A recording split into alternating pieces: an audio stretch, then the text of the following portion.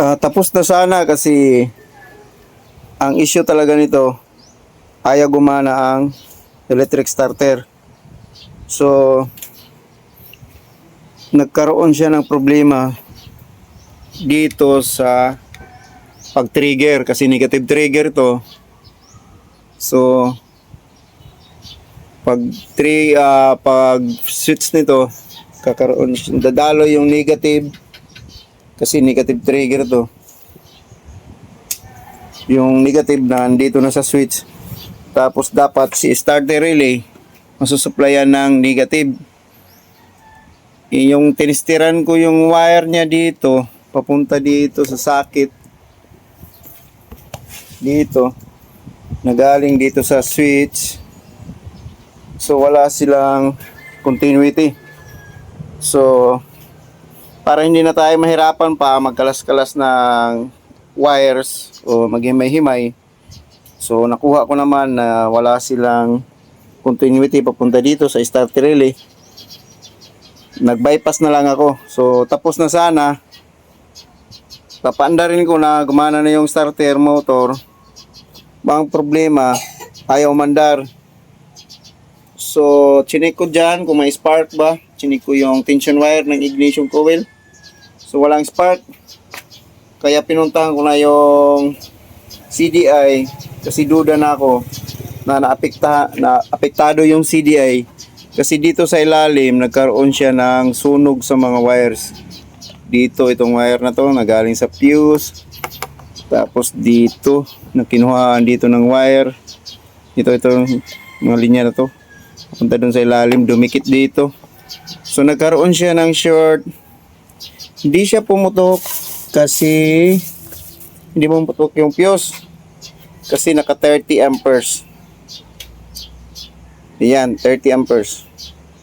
So ang nangyari, hindi pumutok yung fuse na nagkaroon siya ng short circuit. Ganito nangyari sa CDI niya. Ayan, lumubo. So nasunog yung CDI. Kaya nang papaandarin ko na sana, ayaw umandar. Pag test ko dyan sa ignition coil at tension wire, walang spark. So ang ginawa ko, nagpalit ako ng CDI.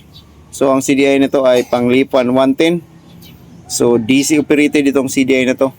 Kaya pwede dito. So malakas to na CDI. Ito yung ginagamit ko. So ayan. Nakaganyan lang muna siya.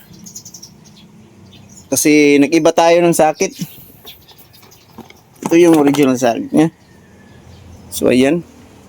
Dapat makuha ninyo yung diagram nito kasi magkaiba sila para mapaandar. Tapos tama yung pag-wiring. Subukan na nating pandarin. Ito pa yung starter button. Start. So ayan.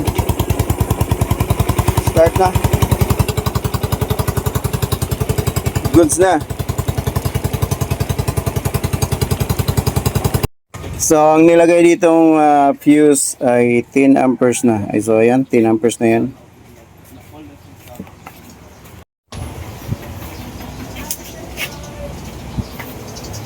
So guys, yung CDI na gamit ko, ito yung brand niya, Lihua. Ito yung box. So Lihua 110 or Lifan. So pag magka-convert kayo, so maganda to. Malakas siya. Pwede din dun sa mga easy operated na CDI, convert nyo ng DC. Kasi ito DC to. So maganda tong gamitin. Okay siya sa kahit anong motor.